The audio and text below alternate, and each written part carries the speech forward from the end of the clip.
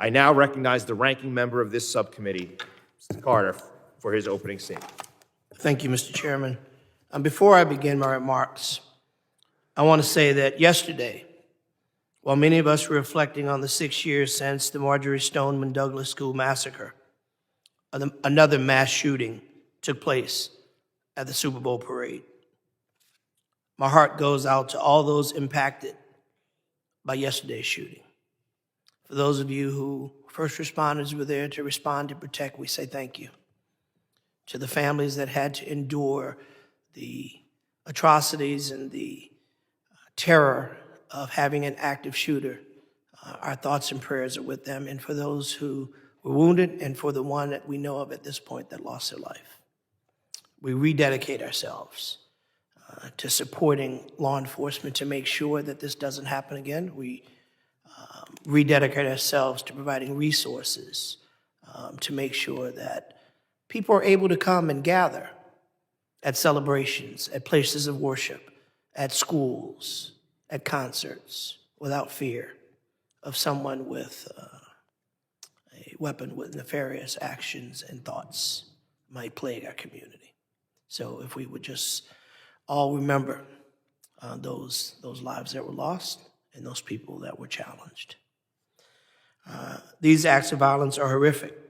Next year, my home district in Louisiana, New Orleans, will be the host of the Super Bowl. We owe it to our communities, our first responders, and our children to do more. We have a serious gun violence problem in our country, and I hope my colleagues will work together to pass common sense reforms. Now turning to our hearing. I want to thank our witnesses for being here today.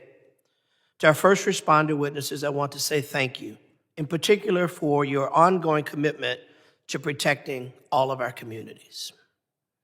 The threat posed by lithium-ion batteries is growing and is one that we should certainly be monitoring.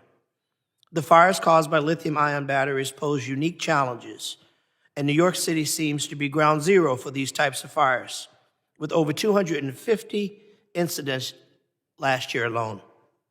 Last year, while docked in Baton Rouge, Louisiana, a part of my district, a fire broke out on an oil tanker due to the thermal runaway of a cell within a lithium-ion battery in a handheld radio, which caused $3 million in damage. My dear friend, Brian Adams, who is the State Fire Marshal for the state of Louisiana, brought this to my attention, and we've been working on proposed legislation to deal with this. Brian Adams is a lifelong firefighter, a career firefighter who's demonstrated his love for people, his love for policy, and his love for doing what's right, as you do as a first responder. My colleague, Congressman Richard Torres, has been leading in the legislative work on addressing the threats from lithium-ion batteries in the House of Representatives, and I want to thank him for his leadership on this issue.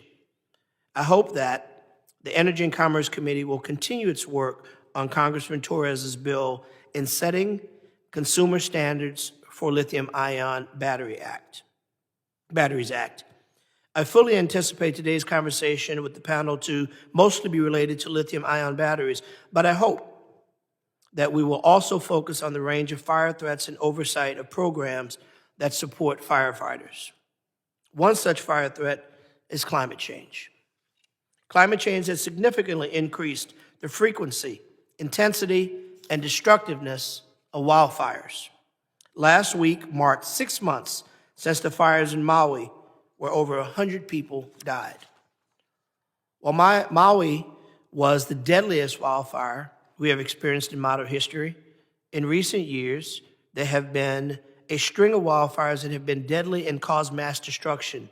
6 of the last 7 years, 2017 to 2023, have had catastrophic fires which resulted in fatalities, loss of infrastructure, resulting in displacement of thousands of families.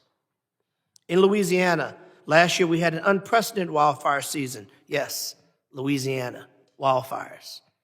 Doesn't usually go together in the same sentence. But yes, we had fires in our marsh, fires going along the interstate system, fires in places we've never had them before. In August alone, we had more than 550 50 fires that destroyed homes and forced several evacuations. As climate change continues to escalate, urgent actions to mitigate its impact and implement effective wildfire management strategies becomes imperative to safeguard the environment and community at risk. These wildfires are not happening in a vacuum. They're occurring simultaneously as other disasters and adding strain on federal, state, and territorial, tribal, and local emergency managers and first responders. I look forward to speaking to our witnesses today about fire hazards, but also broadly about the need to prepare our communities against all threats. Our subcommittee has jurisdiction over the Department of Homeland Security Grants Program, which also helps first responders prepare their communities against all threats. I look forward to hearing from our witnesses on how these various grants can help fire departments improve community resilience and how we as a committee, as members of Congress, can use our voices and our resources to aid you in doing the job that we greatly appreciate you doing. Mr. Chairman, I yield back. Well, thank you, Ranking Member